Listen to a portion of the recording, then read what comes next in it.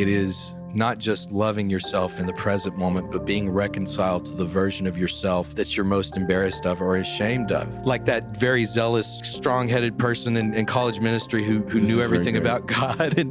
And I felt like I've been reconciled to myself, and I can love that guy who was arrogant and headstrong and knew everything, the guy who loved arguing with evolutionists and gays and philosophy teachers and I've been reconciled to that guy, and it's weird. As I've learned to love him, I'm finding now it's a lot easier to love people that look like him. You're listening to the Ferment podcast, conversations about worship and transformation. Today's guest is Crispin Schroeder. Crispin is a pastor, musician, and the host of the Extra Crispy podcast. Crispin lives in Abita Springs, Louisiana.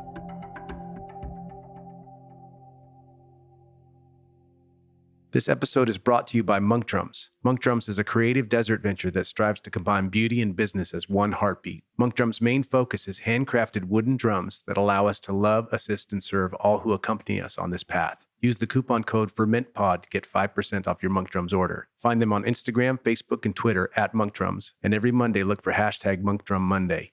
Speaking from personal experience, Monk Drums are wonderfully crafted and they sound amazing. They've won the best traits of both the djembe and the cajon, and I found them to be incredibly versatile in both the live and studio environment. Check them out at monkdrums.com. This episode is brought to you by our friends at worshipteam.com. Worshipteam.com comes preloaded with over 12,000 songs, with new songs being added all the time.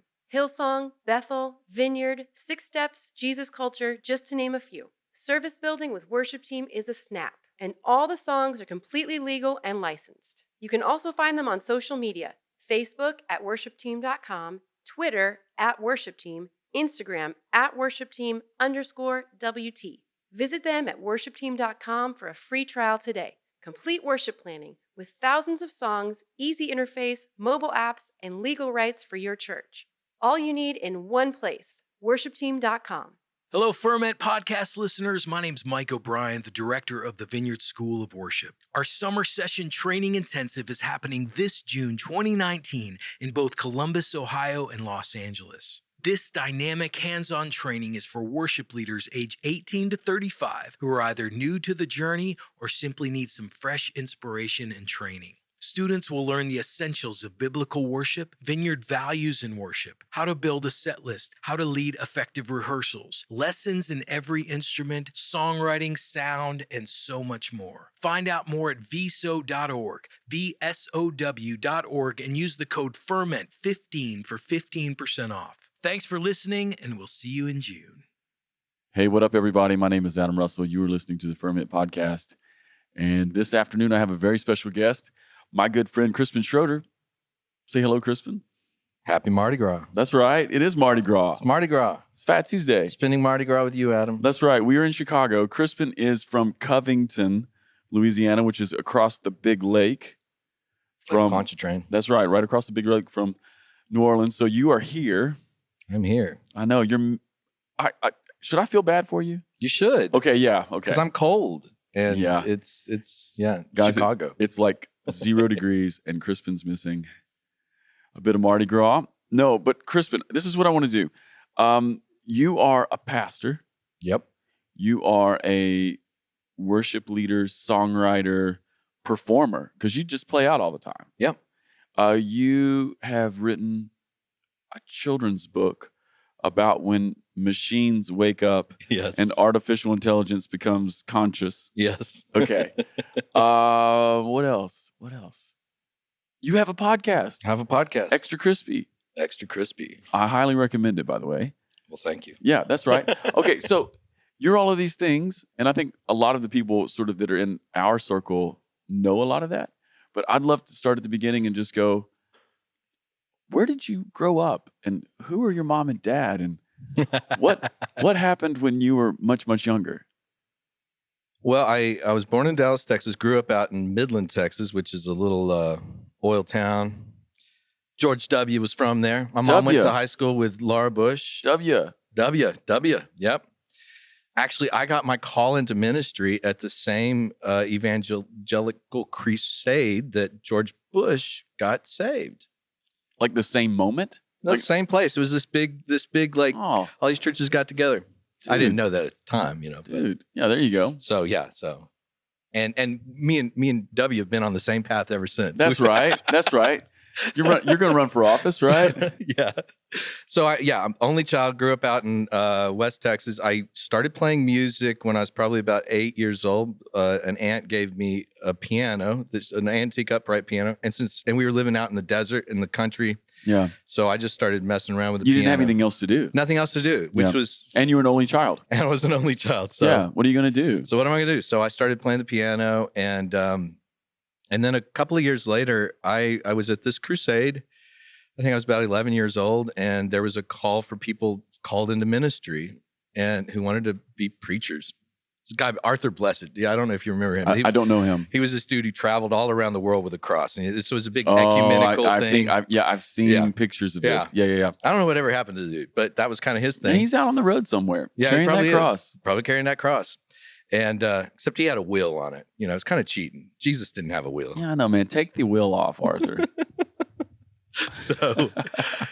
So I felt a call into ministry when I was 11, and then about a year later, my parents got divorced, and I kind of faded away from church through all that, and spent a good deal of my teenage years just kind of, not really religious at all. I wasn't anti-religious. I kind of running from the call. I kind of knew God had something for me, but I wasn't ready for it. And so kind of, did the whole sex, drugs, rock and roll cliche thing. And but around age 20, I finally came to the end of that, and just in a time of just severe depression, and I'd had my jaw broken by some dude's road rage thing, and I was a few weeks into that, and just kind of called out to God in my living room. Basically, I wasn't at a church service, but yeah, you're just at the bottom of the barrel. Just at the bottom, and I just said, God, I don't know why you would take me, but if you will, I'm yours. And so it was not really an act of the love of me loving God, more self-preservation at that point. But and by a weird stretch, my mom happened to be working up in Dallas, Texas, for this very conservative Bible college, Christ for the Nations, and it just happened to be they were about to start their spring semester. She goes, "You want to go to Bible college?" And I'm like, "Why not?" Yeah, I just made this commitment. I've been crying out to God. Yeah, I had no Christian friends or anything, so I filled out the paperwork to enter into college, and it was like, "Have you ever done drugs?" And I was like, "Yes. If so, when?" Last Tuesday. Yeah, I'm still doing them. Bro, I'm still rolling joints. Like, are you kidding me? Yes. Great. So they were not going to let me into Bible college because you usually had to be in church at least 6 months. I didn't even have a church. And so, but the dean had my mom had the whole Bible college praying for me in their chapel services, as a good mom would. Yeah. And the dean had got up one morning and said, "Your son's going to be up here on this stage and stuff." So my mom reminded him of that. So they said, "Okay, well, your son can come." Oh, you got an exemption. I got an exemption, a prophetic exemption. So that's right. We were put on probation, me and my mom. So if I screwed up, we would both be kicked out. And whoa, that's heavy duty. Well, it was, and it was pretty good actually for me, because it was totally. It was my rehab. It was my rehab. It was wear a tie, clean shaven, don't walk on grass, very conservative, but. They would start every day with worship, and it was just like, I just thought everybody was having the same experience with worship that I was. I was on the front row. I was just crying out. I was so happy to be forgiven and and loved. And amen. A lot of the people in the back were just like, whatever, I roll. Yeah. And but that only lasted about 2 months. 2 semesters before I was like, yeah, that's done. And I ended up going to this kind of mission school, kind of a YWAM kind of thing that was run by a church in Hammond, Louisiana, which is right down the road from where I pastor now. And so I went to this 3-month school down in Costa Rica, and it was really, really cool. Was it again a place where you encountered worship? Yeah, it was very much organic at this point, because we're out in the jungles. Like it was a 4-hour bus ride to get to a place where you take a boat 2 hours up the river. So we're like in this internationally protected rainforest, monkeys and army ants and everything could kill you. Poison dart frogs and Yeah. stuff. And so we would just do worship with guitars out there. And that was actually my first exposure to a vineyard worship song. The first vineyard worship song I ever remember. What was it? I Cry Out. Oh, really? And the guy who was leading our team, he was real into vineyard worship. And still to this day, when I sing that song, I'm back in Costa Rica. It's just amazing how a song. Yeah. It resonates with the time and place. The second song that I heard, there was this girl I had dated at Christ for the Nations, and she had made me a mixtape. Oh, man, this was a thing. This was a thing. Was this the 80s? Or was this the 90s? This was the mid-90s, 93. Yeah, okay. 94. Yeah, no, this was a thing. And she had put a bunch of Christian songs. So, like, I had thrown my whole collection of music No, away. you weren't a real Christian in the 90s, so you threw all your CDs away at least twice. That's right. Dude, I threw everything away twice. Yes, yeah, or 3 times. And so, but she had, on that mixtape, there was Chris Lizotte doing Change My Heart, Oh God. Yeah, I remember this. Which it took until after Katrina for me to realize there was another version of that song. Somebody came up You and they didn't even played know it, that was, you and thought it's that like, was the original. Change My Heart, Oh God. And I'm like, What? that's not the way this goes. Yeah. Because that was the Chris Lizotte, Raymond, Yeah. C.B. Ray. Yeah. And so I ended up in Louisiana. I started, after a couple of years, I ended up being a college pastor at Southeastern Louisiana University because the director was, I was just going out there to lead worship and help. The director ended up stepping down. Had some family crisis. So I was just helping out. Next thing I know, a year later, I'm pastoring this thing. And I'm not even going to college. So I started going to college because I figured like it was the first inclination, which has become a serious part of everything I do. I didn't realize this at the time, but it was an incarnational impulse. I was like, if I'm going to be talking to college students, I probably ought to go to college. I mean, it's kind of like, duh. So I wasn't going to college for a degree. I just started going, so I could live in that world. And but you'd already done the Bible school thing, and now you're going to this. Yeah. And after about 3 years of college, I was like, wow, I could actually get a degree. So, but in that time, we had this, it was a Chi Alpha, which was a college ministry of the Assemblies of God that I was pastoring. And I got this band together, and we called ourselves Mary's Den. And that was, for about 6 years, we traveled. We did about 3 albums. We traveled around. That was like my main income. And we were our first ever thing that our first ever public performance was at a Vineyard Youth Camp in Eunice, Louisiana, out in the sticks of. That sounds like the sticks. Yeah. And Kevin Prosh was the speaker and the worship leader of that. And I just turned the guys in my band onto the Kevin Prosh, his first album, Even So Come, and then the Kiss the Sun had just come out. Yeah. And we were all so blown away because it's like, it was so different. Yeah. And so like our first couple of months of practice, we would just be like, just spontaneous worship. Of course. You're just letting it go. Light incense. Yeah. And so we show up we were invited to this camp to play after the session, and we're in there that night, and we're not even all standing in the same place. Worship had already been going on for probably 30 minutes when we walked in, and Kevin says, I'm going to, want to stop everything. I feel like I'm supposed to pray for musicians. There's 3 of you in particular. I'd never met him before. Yeah. And he points me and the 2 guys in my band out and pulls us up there and just starts prophesying over us. Amazing. It was crazy. Amazing. And from that point on, we hardly ever even tried to book a gig.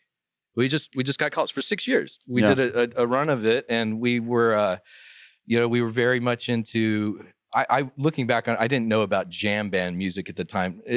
I'm like, we were a jam band worship. You know group. what's interesting though? What's funny about that to me is though you're at this camp, you're leading worship.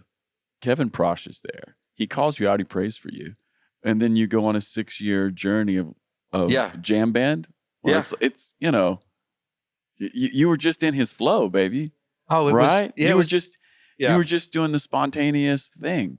It's amazing. It was very cool, and there was something happening inside at that time too. And I think I saw this in Kevin Prosh a bit, but we just had this feel like we were all about we wanted to, we're all about worship, but we always wanted to do worship in a way that connected with people outside the church. So it was always this thing. It was never for us just about like keeping it inside this thing. Yeah. And part of that was we were at a college campus, which is a commuter college. So it's like, so we're always trying to write songs in a way to, and we started getting invited to secular festivals and playing bar gigs and stuff. And we would do just kind of this mix of we had some songs that weren't worship songs, but we would just mix it all together. And occasionally we would see, some cool things happen even in these different kinds of places. But I did that for about 6 years. And then our bass player, Mykia, had got cancer, and so he decided to quit the band. He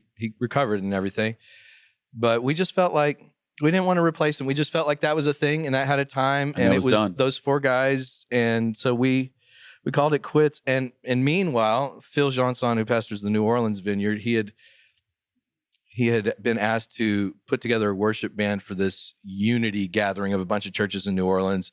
And the prerequisite was like, you need guys from different churches in the band and stuff. And he's like, Mary's Den. They're all in different churches, but they play together, so they're tight. That'll be great. That'll be great. So I did. So we backed him up on 2 of those things. And after that, at that point, Phil was doing 5 services. Yeah. And he's like, you want to be my worship leader? And I'm like, and we just so really that was felt your like transition out that was of my transition off the road. Yeah, so I'd never even attended their weekend service or anything. We just felt like, this is what we're supposed to do. So that was my entrance into the vineyard, and So your entrance into the vineyard was doing 5 services a weekend. Yes, and that is, as someone who does services, like who has also done services, that's baptism by fire. Not to mention that by the end of the first year, they were up to 7 services. Okay, so this is nuts. No, I wouldn't recommend it for anybody. So how many years did you do that? For about 3 years. And briefly, we even got up to 8 services. And I think that was the breaking point. So Crispin, I'm just thinking here out loud. If you did 7 or 8 services for 3 years, there's a very good chance that you led more worship during those 3 years than anyone in the vineyard. Oh, yeah. Maybe you led more worship than anyone anywhere. Yes. I was kind of bummed that they didn't have a plaque for that at that point. Dude, yeah. You get a little diamond crystal thing, and it has Crispin Schroeder. Yes. It was kind of nuts because, and this is part of my personality that God has had to work on, because just right about a year before I came on staff there, my band actually did this thing called a rockathon where to raise money to buy a trailer. And we figured out what the Guinness Book of World Records for the longest concert was at that time, which was 24 hours. So we did a 25-hour-long concert. Crispin. Had no boundaries whatsoever. My goodness. So I was exactly the person that Kinder Vineyard wanted. But by the end of that first year, I was burned out. So I went to my first Vineyard Worship Leaders Retreat up. Oh, and I didn't know you could take a weekend off. I was there every Sunday for the first year. And I found out later, you could have taken a couple weekends off. And so I ended up going to my first Estes Park retreat, which I think there was only about 60 people there at the time.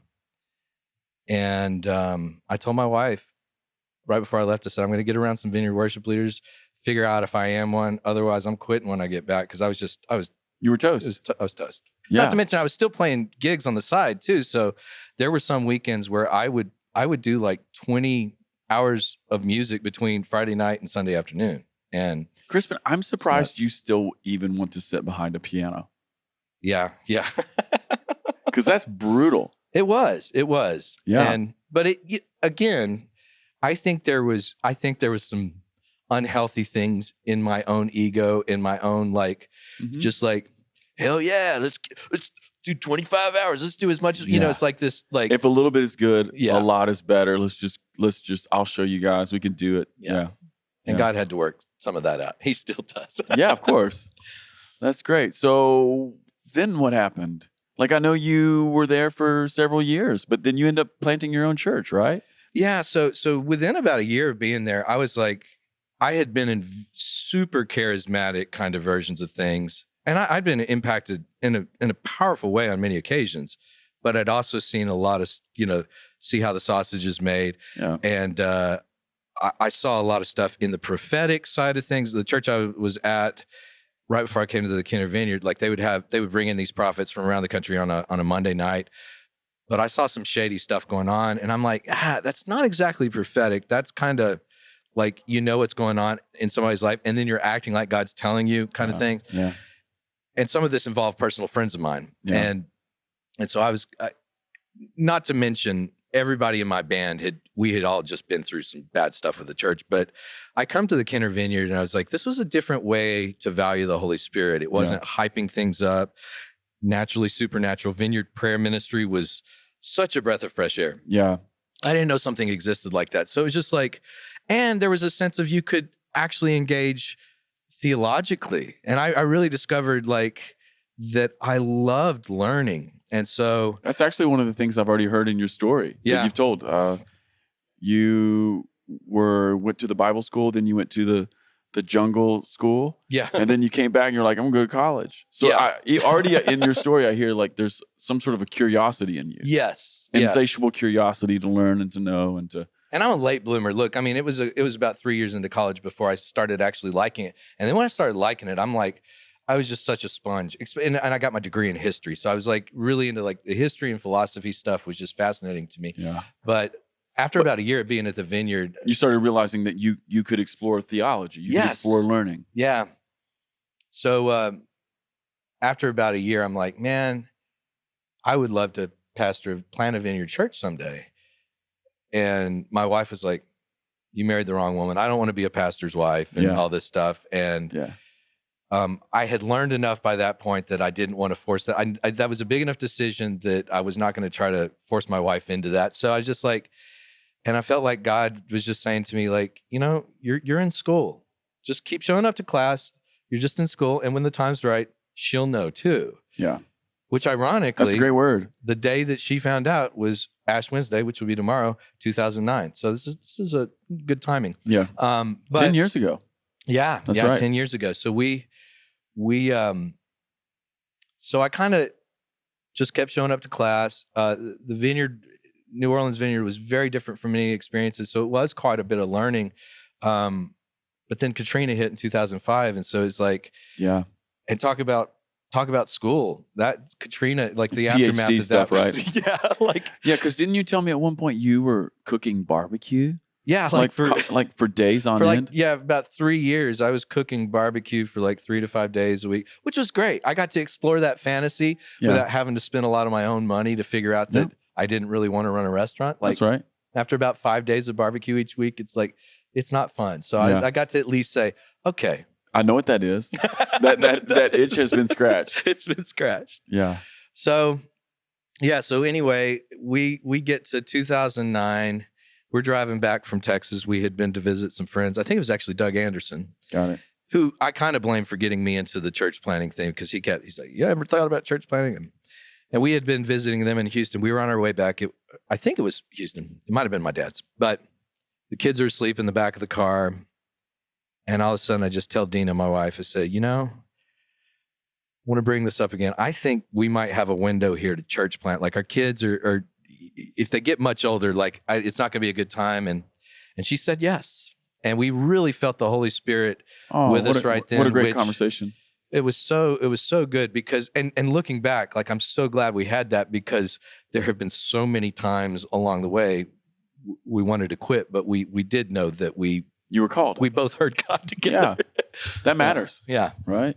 So they sent us out in the fall of 2009 across the lake to this little town, Covington. Yeah. And we're like right in the downtown area. And you've been there. I've been there. Yeah. No, your church feels to me like it's the kind of church I want to go to because it's creative. There's something about it that's homespun, and I mean that in the best way. It really reflects the people who are there. You know, your worship is not like regular, what I would call top 40 CCLI worship. Right. It feels like New Orleans. It feels indigenous. Yeah. Right. And so, I don't know exactly all the ways that you've gotten there, but whatever it is that's happening, it feels like it represents you and maybe the city and the place that you're from. Yeah. Yeah. Well, I think a big issue, and this goes back to what I said, like about even going to college, the incarnation has been such a central theme in my life, even before I came onto the Vineyard. And I really felt like, there's part of me, like the whole seeker sensitive, Willow Creek thing. Like there's aspects that I think are good about that, but I just felt like, I think there's something bigger than just trying to attract people. There's something about stepping into the world of other people, being permeable, like allowing your life to be affected by them and learning to speak their language with like just the idea that Jesus spent 30 years on earth before he ever did any ministry.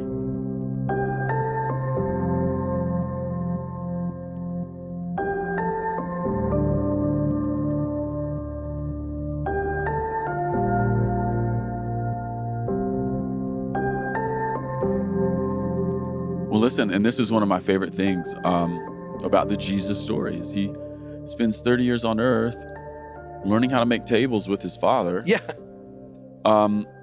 Hidden, Yes. unknown, Yeah. not important. But as Ray Hollenbach would say, he was just as much the Son of God when he was an unknown 21-year-old man as he was when he was on the cross, right? So this is also like an invitation, I think, for all of us, like that the hidden parts of our lives or the very daily parts of our lives could be just as God ordained and God infused and spirit blessed, right? Yeah. I think this is for me the draw and the invitation that I hear in sort of like incarnational theology. And for me anyway, the incarnation is the least understood aspect of theology, especially in the modern worship sphere. It is. Oh, totally. There's no awareness of it. Well, and I think there's something, like if you look at percentage-wise in Jesus' life, 3 years of ministry, 30 years of just presence. And just be, if we break that into a ratio, it's like, 90% just being with people, 10% ministry. And I'm like, and so we've really kind of taken that approach, both in planting Northshore Vineyard, but also when it comes to worship, because I think, playing music, I've really since about, since the beginning, I've just tried to play a lot outside the church. And so I play a lot of stuff for the city now. I'm one of their official vineyard vendors. So we'll, play the big Christmas thing down at the little trailhead area, or I'll do little block parties and stuff. But just playing around town, crawfish boils and stuff like that. Sometimes and I know you festivals. play clubs too. Clubs. Yeah, there's a club actually on the other side of the wall from our church. So sometimes on Saturday night, I'm playing a gig there Sunday morning. That's right. But I think, even when we did the We Are One album a few years ago, like so many of those songs came out of being with people. Like I was intentionally like trying to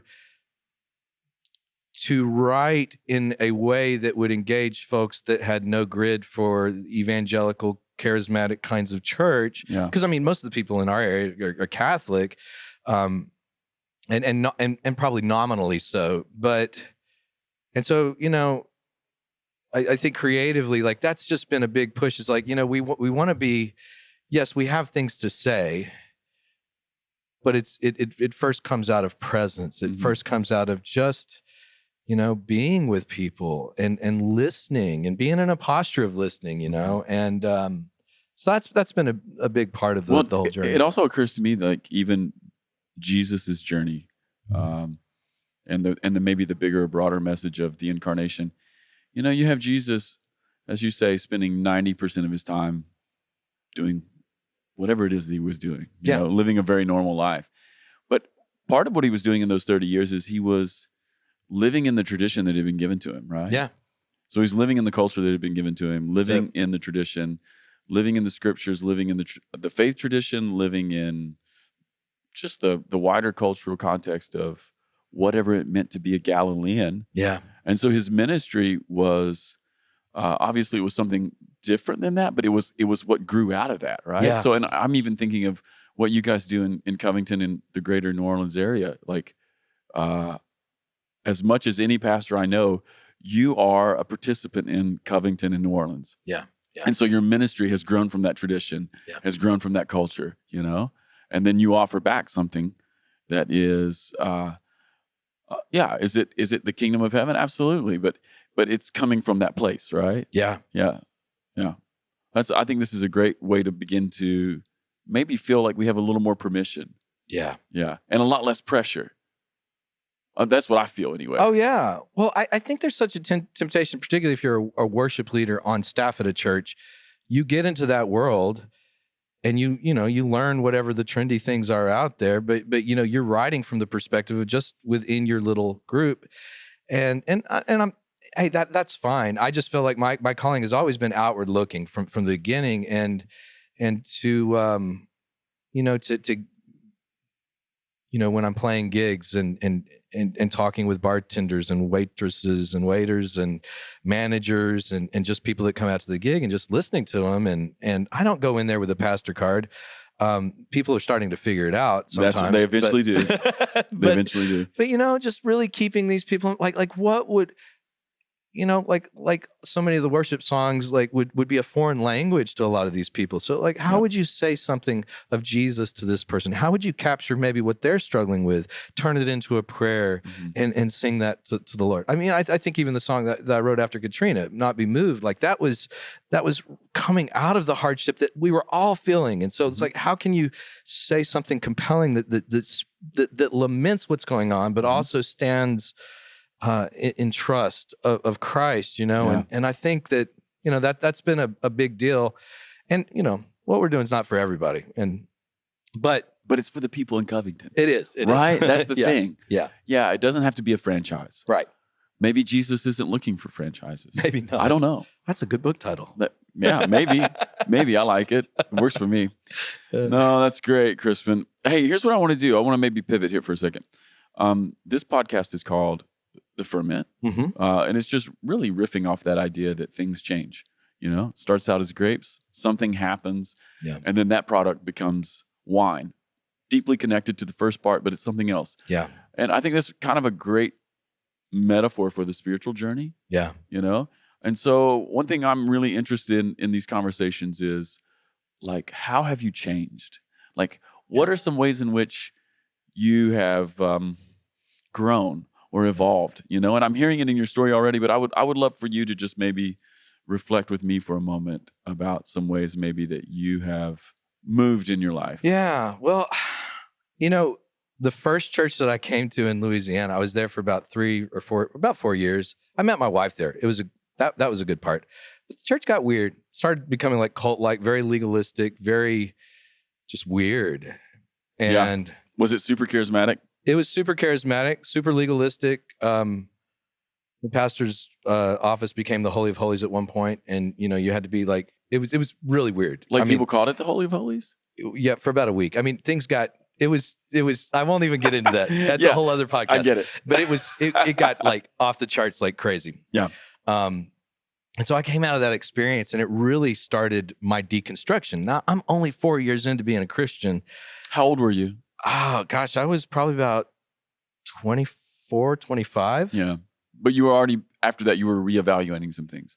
Oh, yeah. And I would say it's only been in the last 2 years that I've come out of deconstruction into reconstruction. So I've spent my whole time in ministry up until about the last 2 years in a place of asking questions and about everything. I mean, initially it was just why do we need church buildings? Why do we need staff? Why do we need worship? It was everything's on the table. And for a little while, I was getting into the home church thing, and then I realized, you get a group of people that are all bitter at the big church. It's not a fun group, it's not just it's something in you that needs to be healed. It can be really idealistic, and the next thing you know, you got 25 people who are pissed off about the last place they were. Great, that's no fun at all. Yeah, and but so I think the vineyard, coming on staff at the New Orleans Vineyard was so helpful because it was kind of ironic. If I had issues with church, big church was a big deal. And you were doing more church than maybe anyone in the vineyard. Yeah, you were getting crushed by church. It's totally God's sense of humor that he would deal with a lot of the initial wounds through that. And it was it was not an easy experience for the first few years, but it was a very positive, slow process. But I would say probably 3 or 4 years ago, my questions, you ask a question, which opens up another one and another one and another one. And he, I eventually started coming down to is there a God? Yeah. And I listened. We were taking a family road trip a couple of years ago through the Southwest, and we listened to that Megan Phelps Roper episode of Joe Rogan, where she talks about the Westboro Baptist, and she's the granddaughter of the Fred Phelps, the guy who and how she quit hating people. Yeah, she quit hating people, but then she also became an atheist. Yeah, and there was something so genuine about what she was saying. I was like, doggone it, she seems to get things in a way that a lot of Christians don't. Yeah. And I was really, it was so hard, like, even as a pastor, as the questioning got so intense, because it's like the things I could preach on Sunday morning were so whittled down to like, like I just didn't even know what to do with the Bible and all this stuff. And then we get back from that trip, and me and I was like, I don't know if I'm going to do this anymore. Yeah.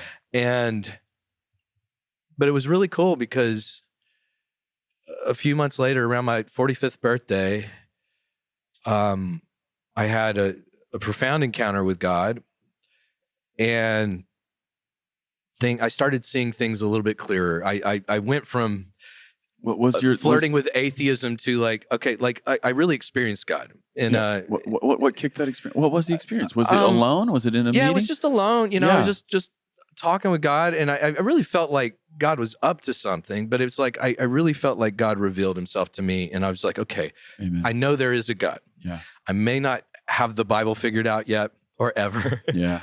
but it was like, now I had some hope. Yeah. And over the following year, it led up to like last summer, I took a sabbatical for 2 months, and which was great. And at the end of that sabbatical, like there's like 2 days left of the sabbatical, and I'm on my back porch in Abita Springs, and I'm talking to God one day, and I had just put the Mary's Den albums up on Spotify, the last 2 albums, like several months before, and I was reminded of this one song that we did on our last album with Mary's Den called Walk With Me. And the chorus of that song was, walk with me as I travel down this road, never knowing for sure where it is that I'm going. Come talk with me. I need to know I'm not alone as I journey through this life. Only you can live this life inside of me. And when it got to that word, I need to know I'm not alone, I just started bawling like for 30 or 45 minutes. I mean, thank God nobody was around except squirrels in my backyard. That's right. And your raccoons. And my raccoons. Yeah, that's right. I'm the St. Francis of our neighborhood. That's right. But so the album just began to keep playing on repeat, and I'm hearing a version of myself from 18 years before, a phase in my life that honestly you thought you'd put to bed. Yeah, I was kind of embarrassed of, I mean, it's speaking back to you. Yeah, it was such a weird thing, and in the moment I was so grateful. I was like, just the fact that I could even have a version of myself that could sing to me, and I realized, I've written certain songs during the 90s. I certainly don't agree with theologically anymore, but as I'm sitting there, I just felt like God began to walk me through my whole journey and says, I was always there. Yeah. I've never left you. Oh, Crispin. You forgot it sometimes. You've been distracted. You've been hurt. You've lost the plot occasionally, but I've always been with you. And there was just such a profound sense of God was with me at the deepest part of my being. And I have never felt the love of God like I felt that day. I mean, it was just life-changing. And so I come from that experience a few days later back to church. I'm in a whole new place. Yeah. And I find out our church is like a bunch of people had left. And during your sabbatical? During my sabbatical. And like financially, like we only had enough money to go like 5 more months. And like, so I had to like make some decisions real quick about some things. And the next few months were like some of the hardest months I've ever faced in my life as a pastor, just navigating situations, figuring out the way forward. But all that to say, I can honestly say the last 4 months of pastoring, like I feel like, I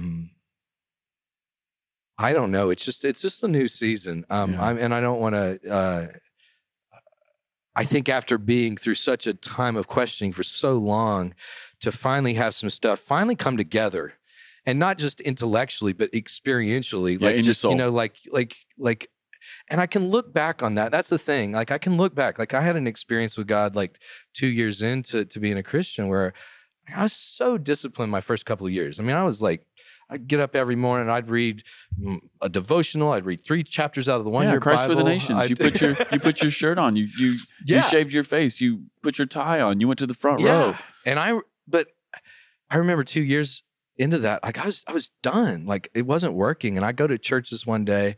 I said, God, if something doesn't happen today, I'm probably going to go out to the bar and find a woman tonight. And I went up for prayer at the end of this service, and I had a bunch of very charismatic people pray very loud prayers. And then somebody just gently put their hand on my back and prayed something. I don't even know what they prayed, but I ended up on the floor. Yeah. This was not a courtesy fall. It wasn't anything like that. Like it was sincerely the power of God. Yeah. And while I'm laying on the floor, I didn't know anything about psychotherapy or anything, but like God begins to show me like this situation that happened to you and with this girl in high school. And I won't go into the details of it, but it was the biggest betrayal I'd ever had. Yeah.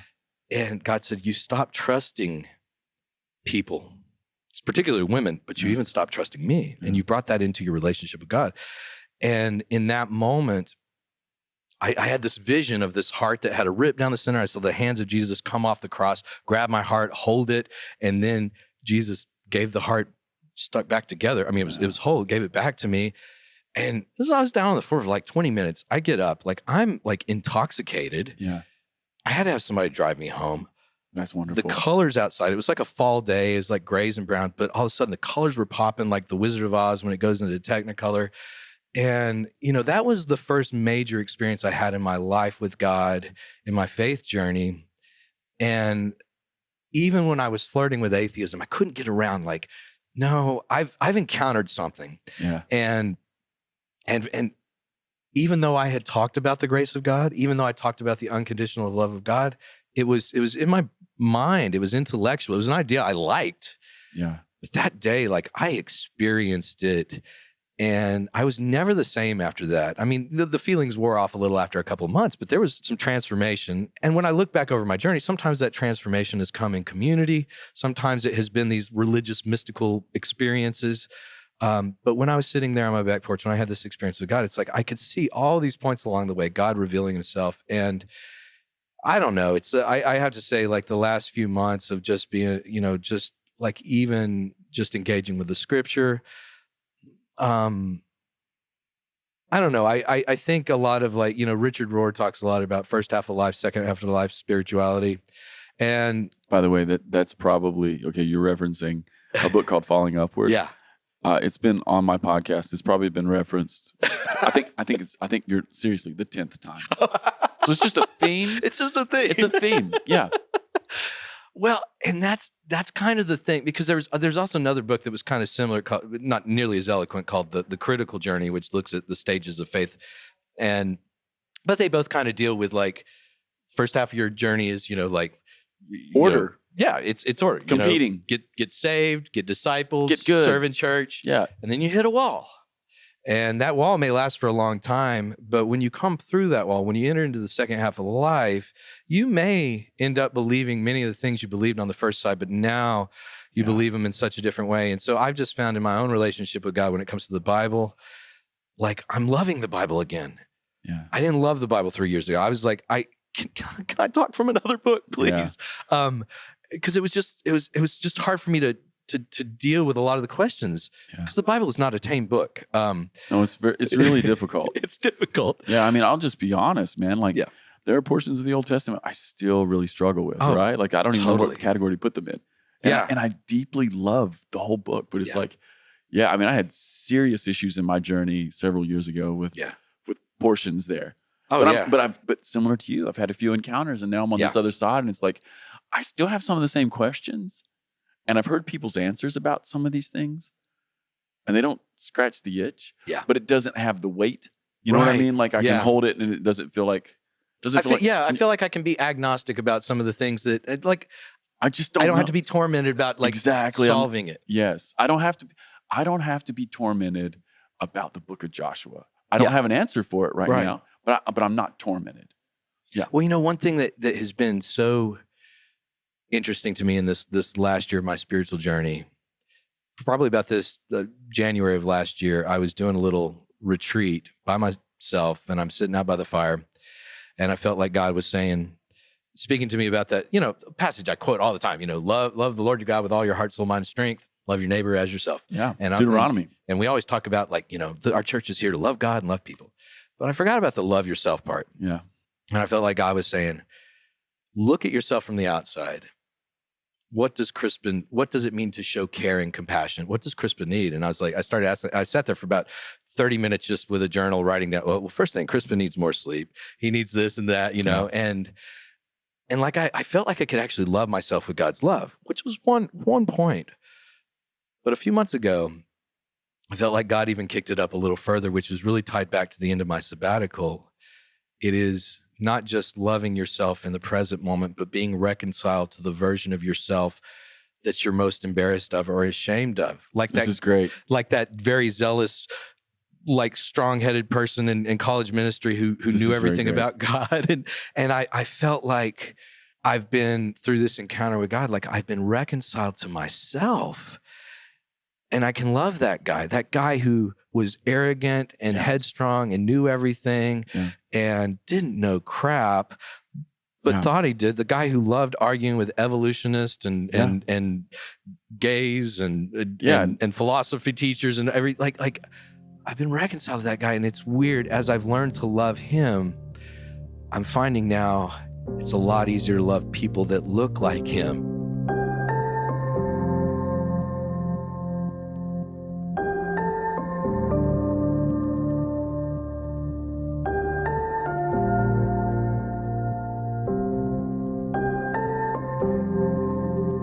I think this is really important, and I'm glad you brought it up, because right now, especially in the social media world, Twitter, Instagram, social media in general, like everything is there, right? Yeah. So politics are there, theology's there, how we live our life is there.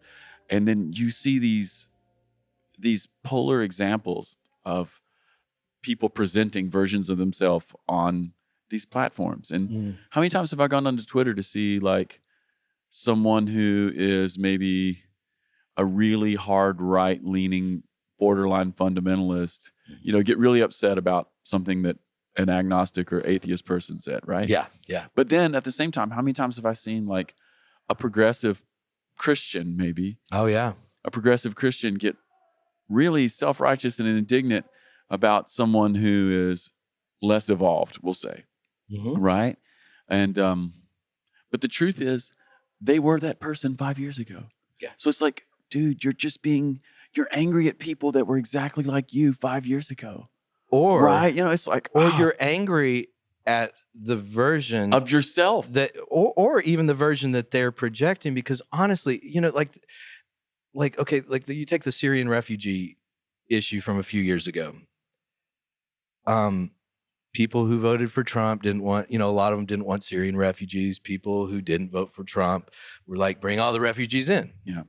And, but I can tell you, I got friends of mine in my church who voted for Trump that if a Syrian refugee family actually showed up in our community, they would take them in. They'd be the first people. They would be the first people to help them. Yeah. And I've got progressive friends that would say they're all pro-refugees, that if they actually showed up, they'd be like, can we find somebody to help these people? So it's like, on Twitter, it's the version of us that so much of it is the idealized version of ourselves that hasn't actually been through the fire. We don't know if we're really that loving to refugees. And how many of us are even going to be tested on that issue? Yeah. We can express opinions almost on no it, one. But I think that, that's so much of I think that the Twitter thing is so much the way Christians treat each other based on ideas that we have not ever faced the fire for in our life. And which is another thing that has come through the journey for me too. It's like, maybe if I haven't experienced something, maybe I can have an opinion, but just realize it's like the opinion I had of marriage before I got married. How hard can this thing be? That's right. Love each other, have sex, love God, share the bills.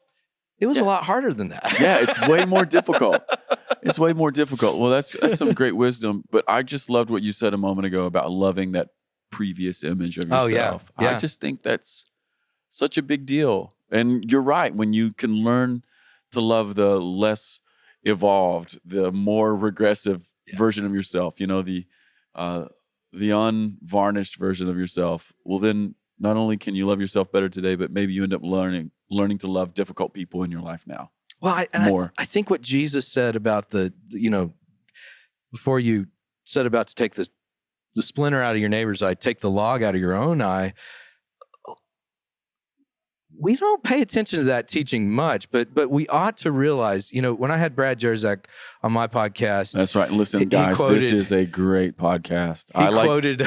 I've listened to it twice. Yeah, so his good. mentor, Lazaro Pajalo, he said, moral outrage is a form of confession.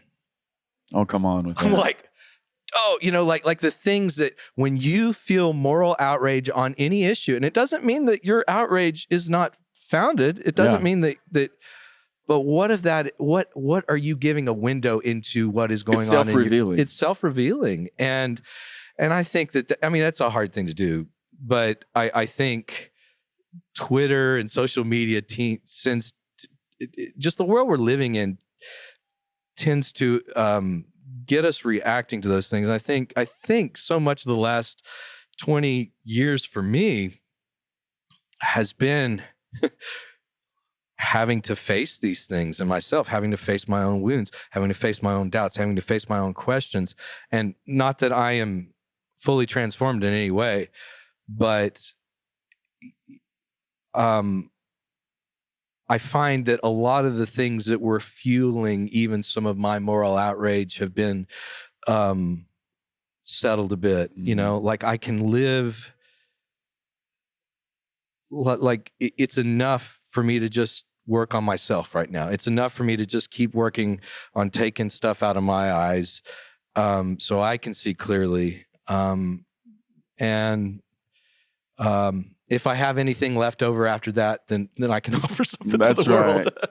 Well, Crispin, I think this is great. And I'll just be honest with you.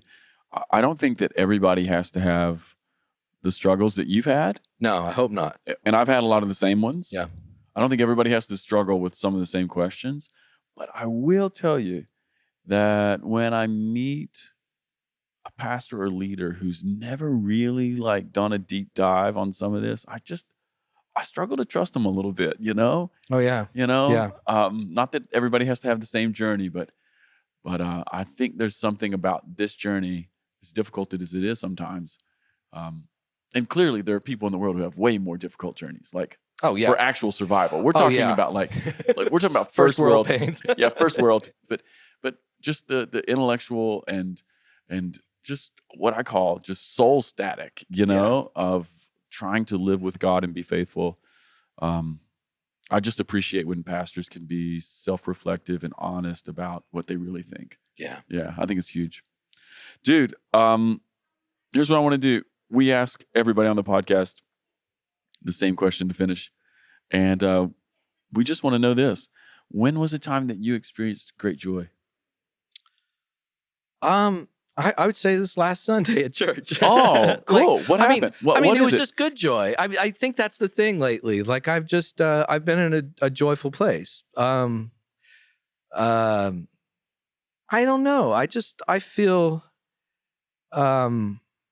the worship journey has been, like I said, when we started out, man, it's like we would play 3-hour concerts without a set list and we would make up half the stuff on the fly. And, and then I, kind of rejected a lot of that and went into very just boxed in, I'm just going to write songs, simple songs. And I've been doing that for years.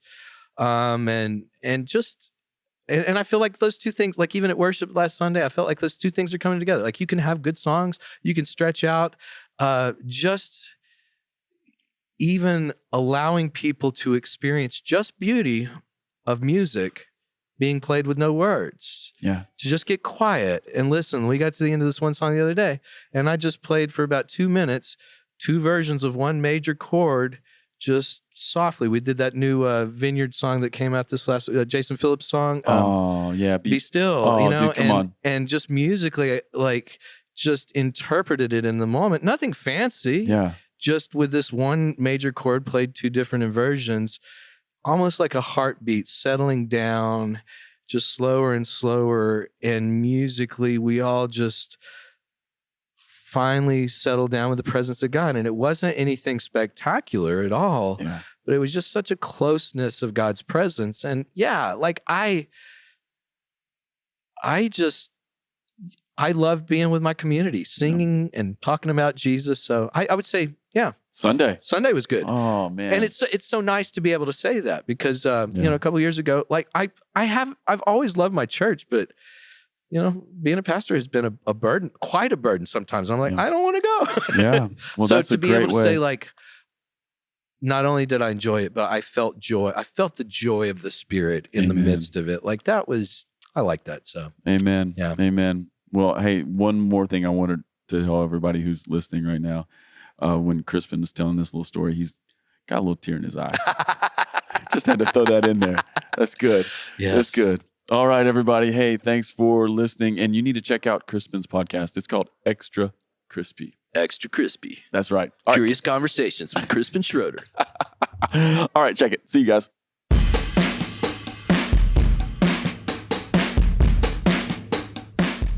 Hey everybody, this is Casey Corum, the producer of the Ferment podcast. Thanks for listening. If you've been enjoying the podcast, I've got a couple ways you could really help us. First of all, review the podcast on iTunes or the podcast platform of your choice. This helps more people find us. Also, connect with us on social media, on Instagram at the Ferment Podcast and on Twitter at FermentCast. All right, people, see you next time.